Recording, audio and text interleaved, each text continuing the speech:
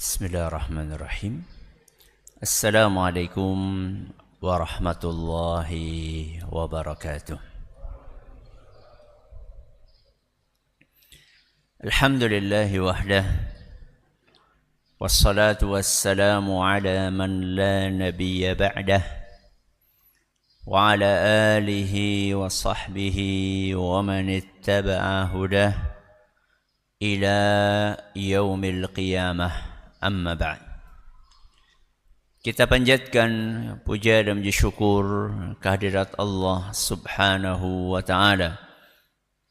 Pada kesempatan malam yang berbahagia kali ini, hari Selasa malam Rabu tanggal 7 Jumadal Ula 1447 Hijriah, atau yang bertepatan dengan tanggal 28 Oktober 2025, kita masih kembali diberi kekuatan, kesehatan, hidayah serta taufik dari Allah Subhanahu wa taala, sehingga kita bisa kembali menghadiri pengajian rutin adab dan akhlak yang kita kaji dari kitab Bulughul Maram, Kitabul Jami' yang ditulis oleh Al-Hafidh Ibnu Hajar Al-Asqalani rahimahullahu ta'ala di Masjid Jenderal Besar Sudirman di kota Purwokerto ini. Kita berharap semoga Allah Subhanahu wa ta'ala melimpahkan kepada kita semuanya ilmu yang bermanfaat, sehingga bisa kita amalkan sebagai bekal untuk menghadap kepada Allah Jalla wa'ala. Allahumma amin. Salawat dan salam semoga senantiasa tercurahkan kepada junjungan kita Nabi Agung Muhammad sallallahu alaihi wasallam, kepada keluarganya, sahabatnya, dan umatnya yang setia mengikuti tuntunannya hingga di akhir nanti.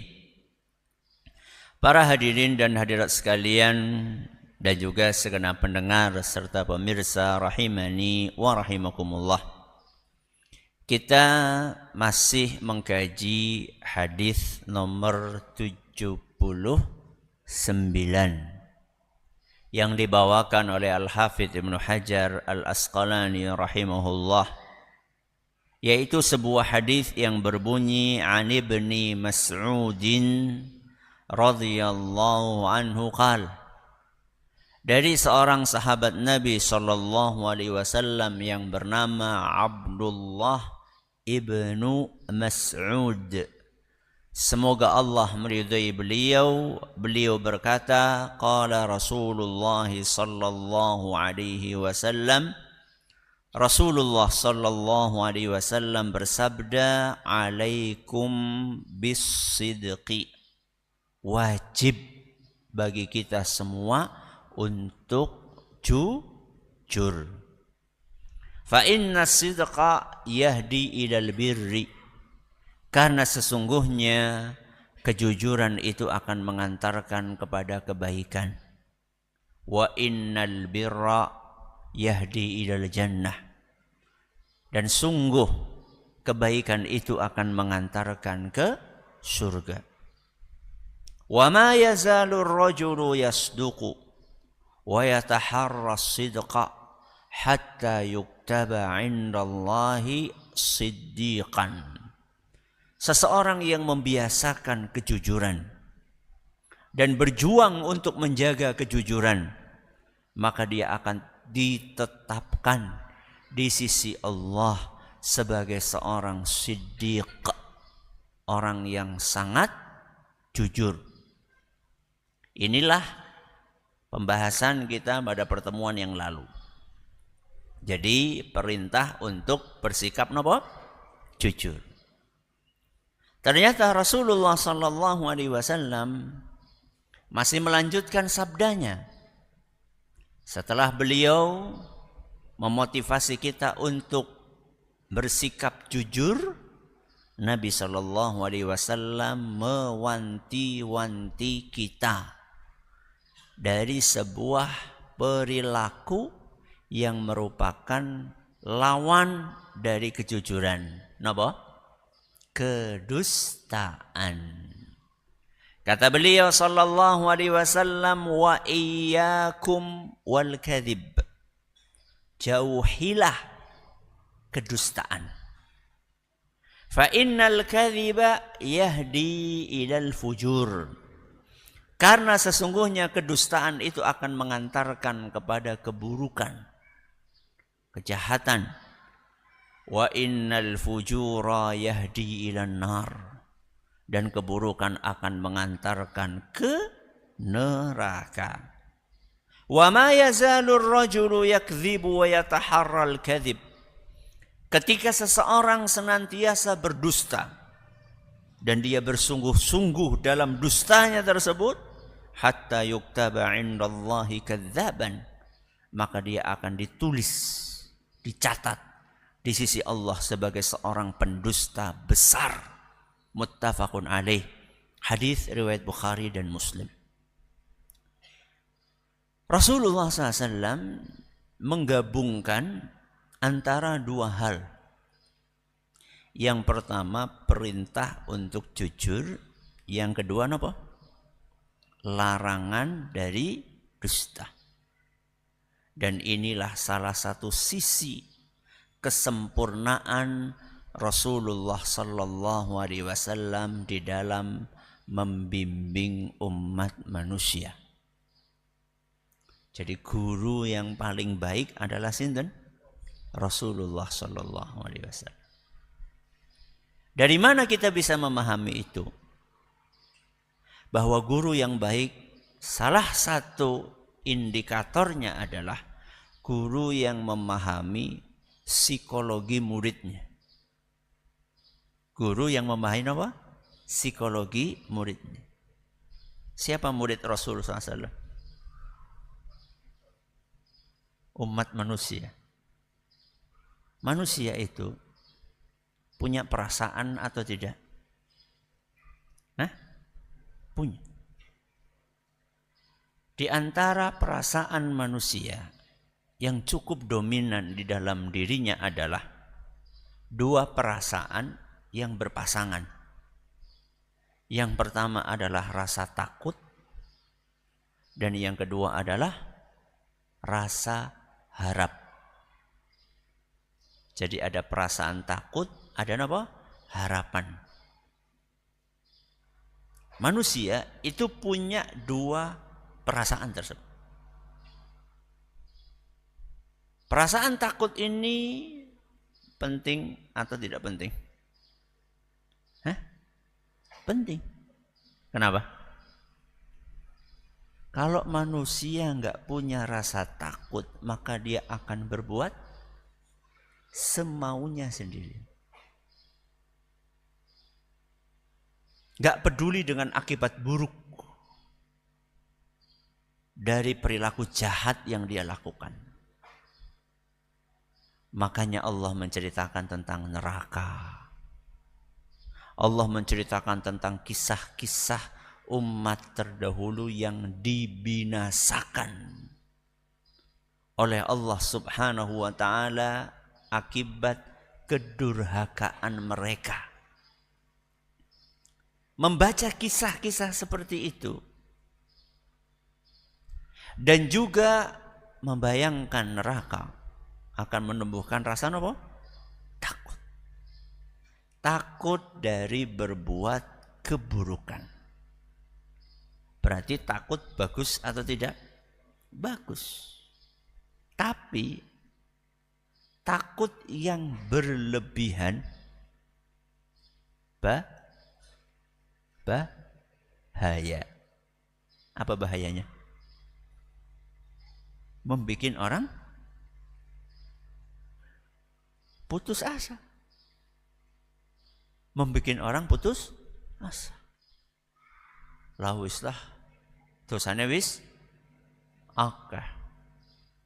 Wis tua. Kayane pancen ditakdirna mlebu neraka. Ya wis sisan bae. Ada orang umur 60 tahun dan nggak pernah sholat seumur-umur. Baru sadar ketika hadir apa? Pengajian. Itu pun nggak sengaja. Kebelet pipis. Kok ngelihat banyak mobil, banyak orang pada jagong. Dia ke atas nyari minum. Ya. Kesemutan jagong. Baru sadar dapat hidayah. Tapi dia pikir, sewidak tahun masa bisa dihapuskan hanya dengan sisa umur yang paling cuma tinggal setahun, 2 tahun. Putus asa. Bahaya. Maka Allah Azza wa Jalla gak cuma menceritakan neraka.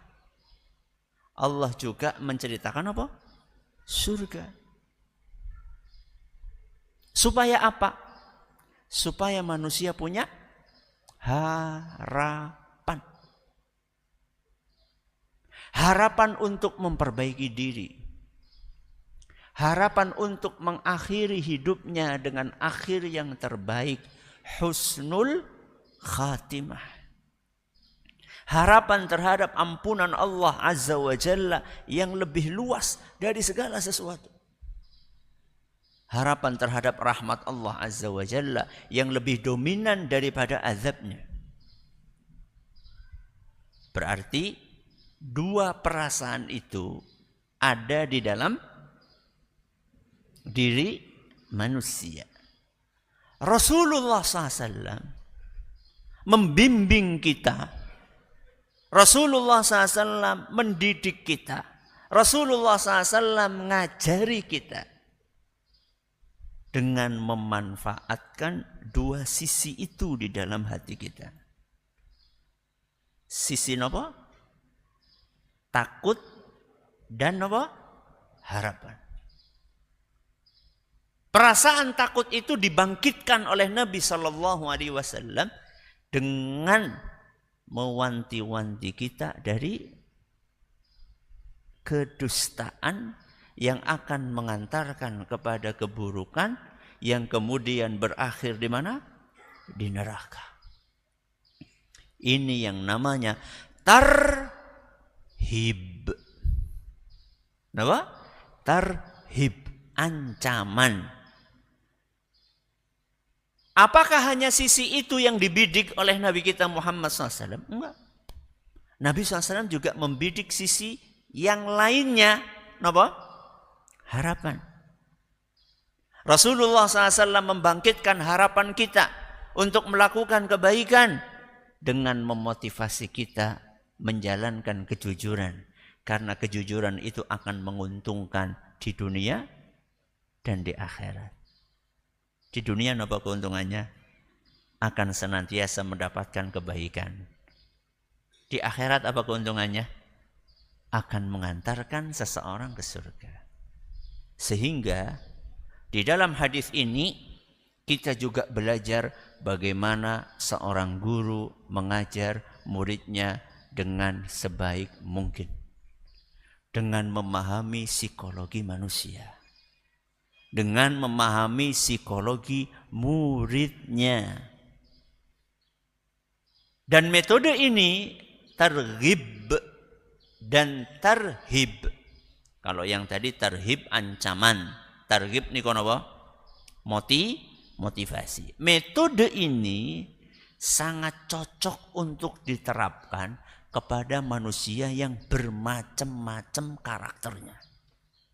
Jadi ada manusia yang cocoknya diiming-imingi dengan apa? Dengan surga. Dan ada sebagian orang diiming-imingi surga, orang mempan. Maka dia perlu diapain? Diancam dengan neraka. Jenengan yang mana? Ya dong-dongan Ustadz. Nah makanya ada dua-duanya. Ya, makanya ada dua-duanya. Hari ini kita nggak terlalu takut, takut-takut yuk. Hari ini kita minim harapan, maka diberi motivasi. Maka inilah metode yang dipraktekkan oleh Nabi kita Muhammad sallallahu alaihi wasallam dan juga diterapkan di dalam Al-Qur'an. Makanya sering sekali setelah Allah menceritakan tentang surga, kok sepi? Allah melanjutkan cerita tentang neraka. Ini yang diistilahkan oleh Imam Ibnul Qayyim dengan dua sayap. Dua apa? Sayap.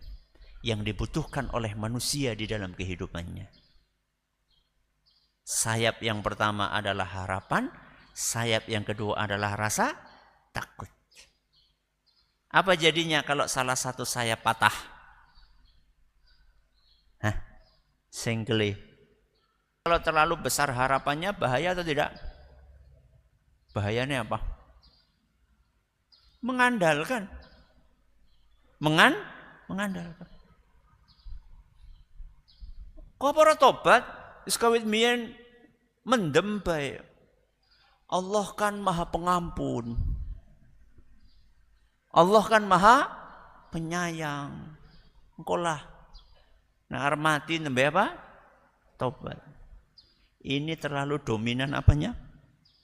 Harapannya. Bahaya juga sama. Terlalu dominan rasa takut bahaya. Terlalu dominan rasa harap juga apa? Bahaya. Makanya diumpamakan seperti apa? Sayap. Dua sayap atau sepasang sayap. Mari kita bahas kalimat per kalimat. Rasulullah SAW bersabda, Iyyakum wal kadhib. Iyyakum artinya adalah ijtanibu. Artinya adalah ihzaru al-wuqu'a fihi. Yang kalau kita terjemahkan artinya adalah jauhilah. Apa? Jauhilah. Waspadalah. Jadi iyyakum itu adalah sebuah kata yang bernada peringatan. Peringatan keras untuk kita semua. Iyyakum, jauhilah, waspadailah, jangan sampai terjerumus kepada dusta. Iyyakum wal kadzib. Kita disuruh meninggalkan dusta. Dusta model apa? Semua model. Jenis apa? Semua jenis. Macam apa? Semua macam. Karena dusta itu bermacam-macam. Ada dusta di dalam dunia bisnis. Ada dusta dalam dunia politik. Ada dusta di dalam bidang agama. Ada dusta dalam rumah tangga. Ada dusta dengan niat bercanda. Kebalikannya, ada dusta yang kebalikannya bercanda apa? Serius. Yang lombo serius. Ini yang dilarang sama Nabi yang mana? Semuanya. Iyyakum wal kadzib. Jauhilah dusta. Dusta ini mencakup segala macam jenis dusta. Apapun motivasinya. Dusta dalam rumah tangga, Ustadz katanya boleh Ustadz. Bohong kepada siapa? Istri. Bohong kepada suami. Ada keterangan yang membolehkan dusta di dalam rumah tangga kalau tujuannya adalah menumbuhkan rasa cinta. Tapi kalau tujuannya adalah meninggalkan kewajiban, itu haram. Contoh, dusta untuk menimbulkan rasa cinta. Napa? bojone jenengan dandan. Terus takon, wis ayu rung Pak? Apa jawabnya? Pol. Temenan Pak, temenan. Walaupun dusta. Wis witak tahun ayune nang endi? Itu bohong untuk apa? Untuk mempererat keharmonisan rumah tangga. Nah, itu yang kayak gitu boleh kata Imam Nawawi rahimahullah. Jadi dusta dalam rumah tangga untuk mempererat apa? Rasa cinta. Berarti yang nggak boleh yang seperti apa Ustadz? Dusta untuk menghindari kewajiban. Suami bohong sama istrinya. Aduh jan bu, wulan kiye kur semene. Kenapa sih Pak? Waduh, lagi banyak potongan. Lagi banyak apa? Potongan. Potongan dari mana? Dari perusahaan. Padahal enggak. Ternyata ada pos yang kedua. Menang-menang. Boleh? Dusta untuk menghindari kewajiban memberikan nafkah. Boleh? Enggak boleh. Haram. Enggak boleh. Bu, seminggu ada tugas luar kota. Ada kunker. Kunjungan kerja. Padahal piknik. Ya, bohong. Tidak boleh. Istri berdusta kepada suami untuk menghindari kewajiban juga haram. Misal nih, capek banget istri. Dan lagi nggak kepengin. Tahu-tahu suami minta dilayani. Apa kata istri? Nggak bisa, lagi datang bulan. Padahal enggak. Itu namanya dusta. Boleh? Nggak boleh, haram. Ya. Lalu terus bagaimana Ustaz? Ya terus terang aja. Lagi capek, mohon maaf. Ya. Oke, ini dalam apa? Rumah tangga. Apalagi contoh dusta yang dilarang? Dusta dalam dunia bisnis. Dalam dunia bisnis. Ada? Banyak orang yang berdusta dalam dunia bisnis.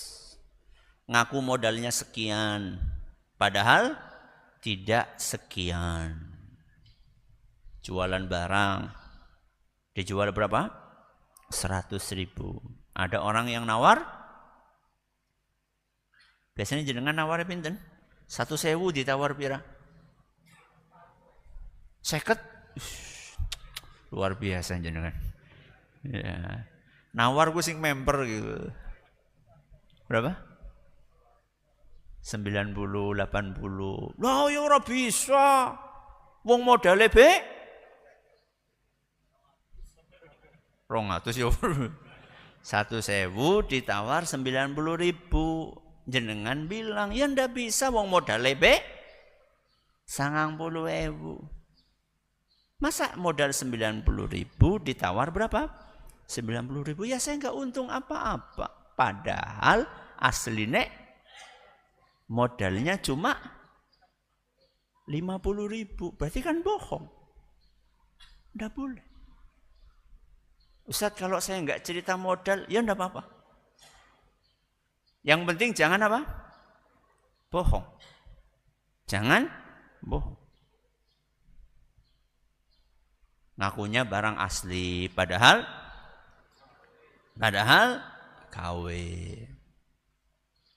Ini matang pohon, padahal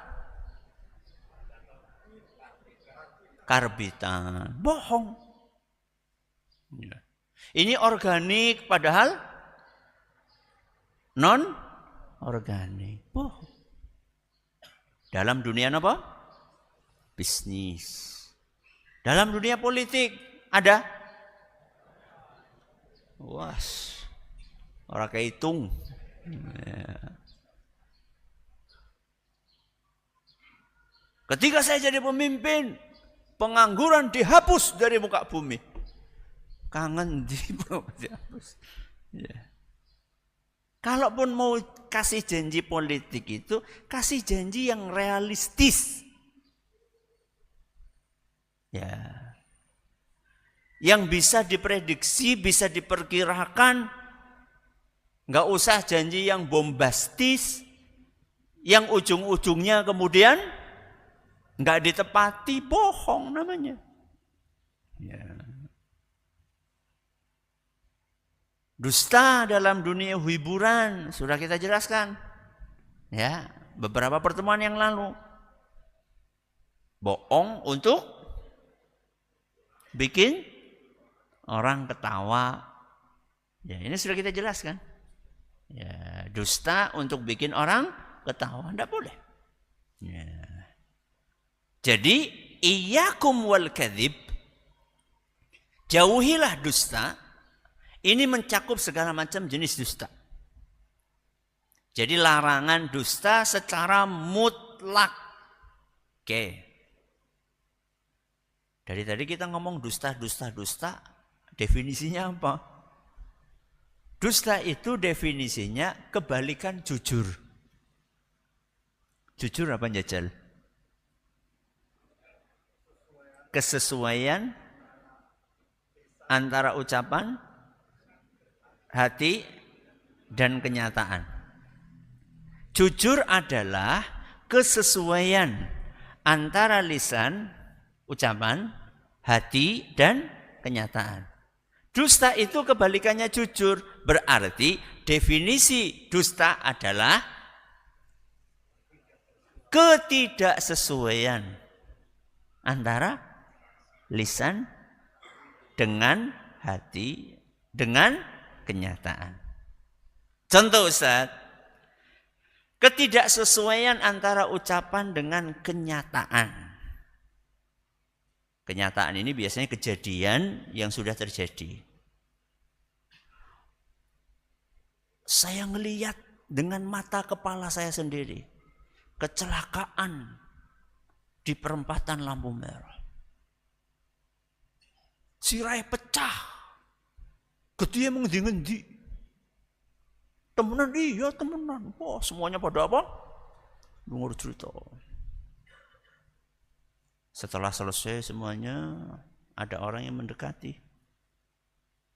Loh, pas kejadian itu kan jenengan lagi neng kantor. Kok bisa-bisanya kamu ngelihat sendiri? Apa live atau apa? Enggak ngelihat sih.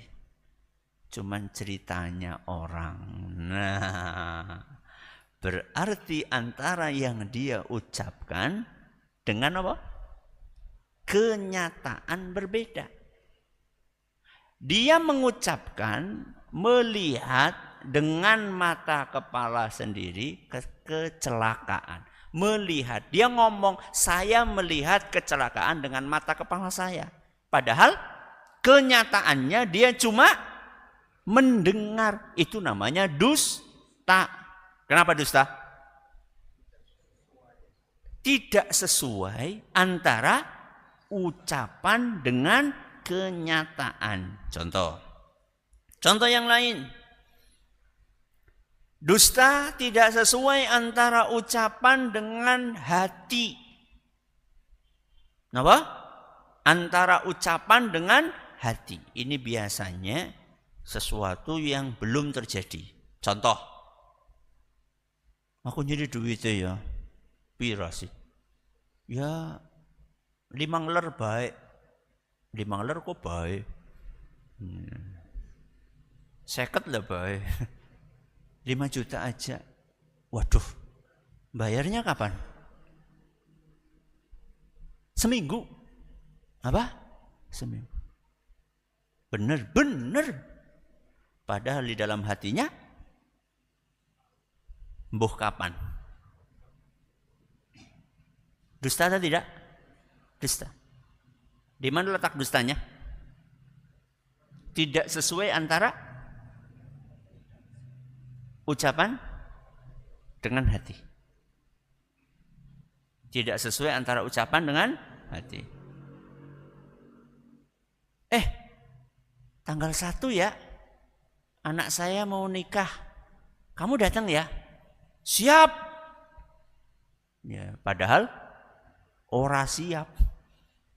Kenapa? Ya mungkin ada satu lain hal, tapi nggak enak untuk ngomong. Nggak bisa. Itu namanya dusta. Sudah ngomong siap, padahal di dalam hati sudah berniat nggak akan datang. Ya wis lah Ustaz. Insya Allah siap. Insya Allah ya temenan apa ora? Ada sebagian orang menggunakan insya Allah sebagai apa? Tameng. Loh, jadi teka, aku harus ngomong insya Allah. Loh, insya Allah itu bukan sebagai tameng untuk berbohong. Insya Allah itu adalah kita akan datang, cuman kalau seandainya tidak ada apa? Halangan. Insya Allah kalau Allah menghendaki. Maksudnya nopo? Kalau Allah memudahkan, tidak ada nopo? Halangan, saya akan datang. Terjadi sesuatu yang membuat kita nggak bisa datang, itu baru tempatnya nopo? Insya Allah. Oke. Ada nggak tidak sesuai antara ucapan dengan kenyataan plus sekalian nggak sesuai dengan isi hati? Ada? Ada.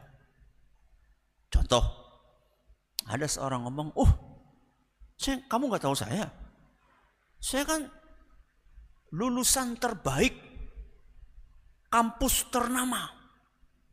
Saya kan lulusan terbaik kampus ternama. Padahal realitanya dia nggak pernah kuliah di kampus itu. Dan hatinya tahu bahwa apa yang dia ucapkan itu nggak sesuai dengan apa yang diyakini di dalam hatinya. Ini namanya apa? Dusta. Oke. Setelah Nabi SAW mewanti-wanti kita supaya menjauhi dusta, Rasulullah SAW menjelaskan akibat buruk dari dusta. Di dunia atau di akhirat? Di dunia dan di akhirat. Dan ini seperti ketika Rasulullah SAW memotivasi kita untuk jujur. Jauhilah dusta. Karena sesungguhnya kedustaan itu akan mengantarkan seseorang kepada keburukan, kepada penyimpangan, kepada maksiat, kepada kejahatan. Ini dampak buruk di mana? Di dunia. Nggak cukup sampai di sini, di dunia, dan apa dampak buruknya di akhirat. Dan ini bisa kita contoh ketika kita mendidik anak-anak kita. Jadi kalau kita nyuruh anak kita sholat, jangan cuma sekedar apa? Nyuruh. Ketika kita melarang anak kita dari mainan HP terus, jangan cuma melarang, tapi jelaskan. Dan jenengan kalau ditanya sama anak, terutama anak Gen Z atau Alpha, ya, Gen Z dan Gen Alpha, ya, dua-duanya. Biasanya mereka itu kalau disuruh sesuatu akan apa? Nanya apa? Kenapa? Why? Jangan samakan seperti kita dulu ketika kecil. Ketika kita dulu disuruh sama bapak kita supaya nyapu, kemudian kita nanya, apa jawabannya? Sapune. Yang berbicara. Nggak bisa Bapak Ibu itu diterapkan hari ini, susah. Karena sudah beda apa? Generasi. Maka jelaskan. Kenapa harus sholat? Jelaskan. Kenapa nggak boleh mainan HP terus? Jelaskan. Ya, manfaat sholat di dunia, manfaat sholat di mana? Di akhirat. Dampak buruk main HP terus di dunia, dampak buruk main HP terus di akhirat. Sehingga kita sebagai orang tua harus punya modal apa? Ilmu. Sehingga ketika kita menghadapi pertanyaan-pertanyaan itu kita nggak kelabakan. Kita akan lanjutkan insyaallah setelah azan. Barakallahu. Alhamdulillahirabbil alamin, wassalatu wassalamu ala nabiyyina Muhammadin wa ala alihi wa sahbihi ajma'in. Amma ba'd. Kita mulai dari dampak buruk dari kedustaan di mana? Di dunia. Apa dampak buruknya? Rasulullah SAW mengatakan, fa innal kadhiba yahdi ilal fujur. Sesungguhnya dusta itu akan mengantarkan kepada fujur. Salah satu makna fujur adalah maksiat. Sehingga orang yang berdusta biasanya akan mengantarkan kepada dusta berikutnya. Untuk menutupi dusta yang pertama. Dusta yang kedua ketahuan, maka dia akan membuat dusta yang ketiga. Akhirnya satu dusta membuahkan dusta-dusta berikutnya. Itu dampak buruknya di mana? Di dunia. Apalagi dampak buruknya di dunia akan membuat kegelisahan, akan membuat ketidaktenangan hati. Kenapa enggak tenang? Karena takut ketahuan. Takut kebohongannya itu bocor. Takut kedustaannya itu terbongkar. Sehingga hatinya enggak tenang. Tidurnya enggak nyenyak. Selalu dihantui dengan kebohongannya tersebut. Aduh, gimana nanti kalau ketahuan? Gimana kalau guru saya tahu ternyata kemarin ujiannya apa? Nyontek. Gimana kalau seandainya istri tahu bahwa telah selingkuh, kemarin bohong. Sehingga orang hidupnya tidak akan tenang. Itu dampak buruk di mana? Di dunia. Apalagi dampak buruknya di dunia, orang yang suka bohong maka akan membuat reputasinya pudar. Kenapa? Reputasinya pudar. Nama baiknya rusak. Sehingga ketika ada orang mau bisnis sama dia, orang akan, enggak lah. Sudah terkenal seantero Purwokerto. Aja so. Kayak wong jukut barang tapi ora gelem bayar. Ya. Sudah terkenal di antara para sales itu. Jangan-jangan toko itu tuh ngambil barang, tapi begitu ditagih barangnya orang nana, duitnya orang nana. Ya. Reputasinya rusak, reputasinya hancur. Dan itu bukan cuma dalam dunia bisnis, termasuk di dalam keluarga pun juga demikian. Ya. Saudara-saudara nggak percaya, kakak nggak percaya, adik nggak percaya.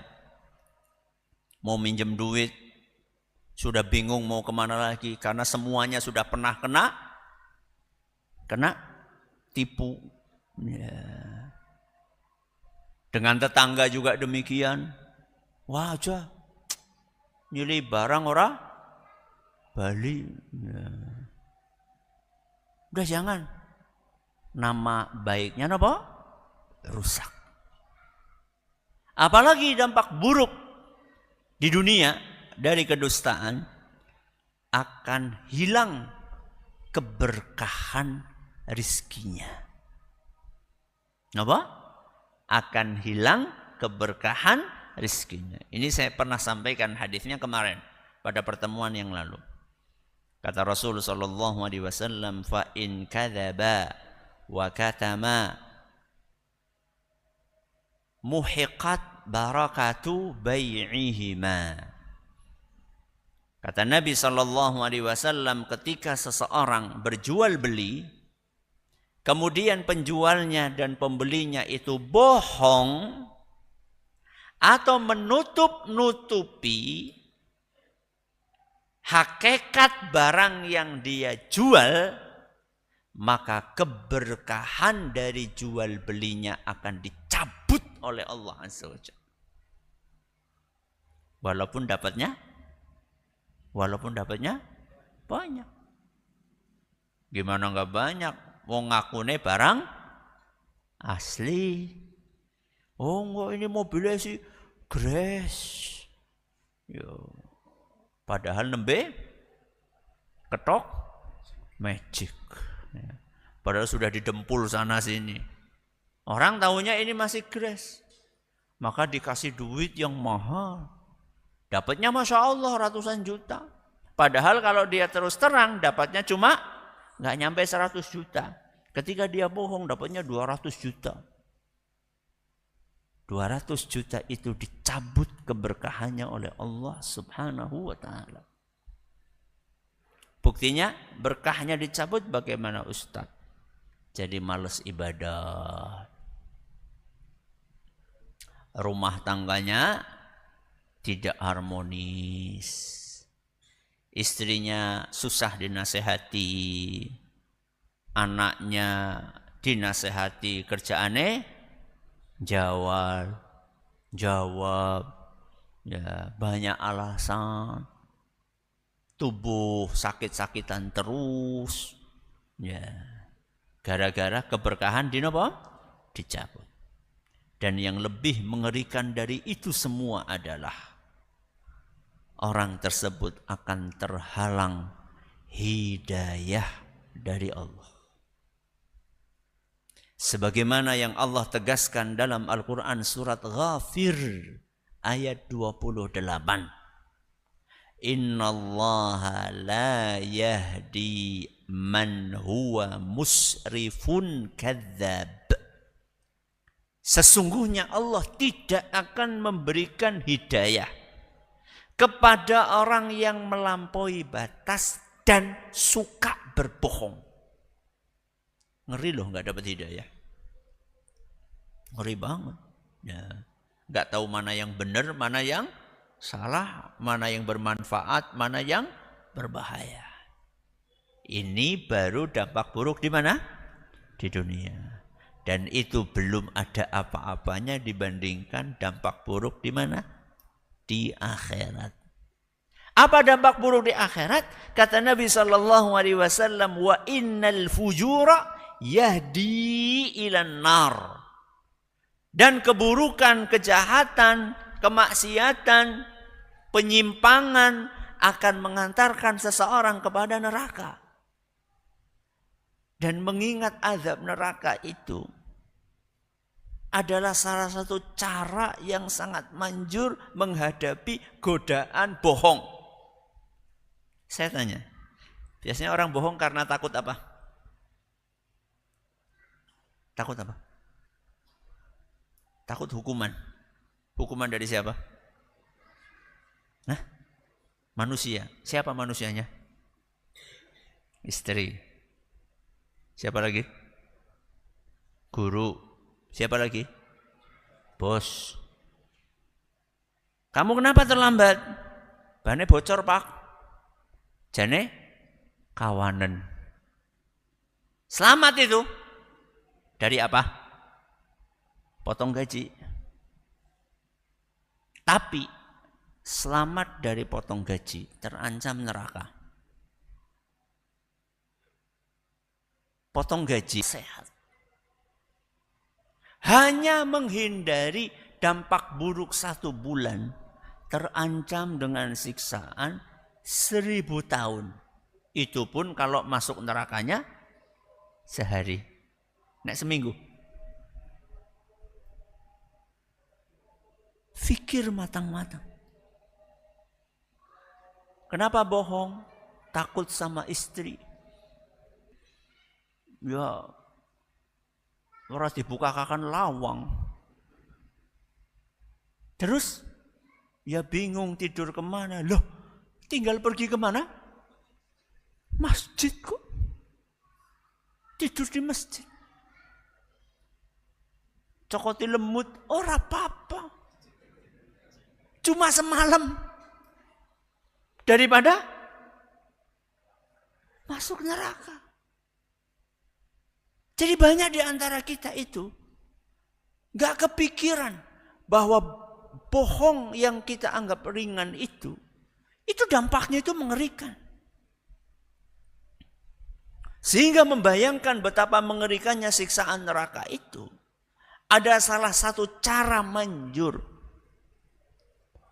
untuk menakut-nakuti diri kita saat kita tergoda untuk apa?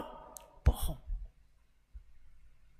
Ada seorang ulama bercerita, saya itu kalau tergoda maksiat, saya akan nyalakan lilin. Nyalakan apa? Lilin. Terus tangannya digini-gini. Panas.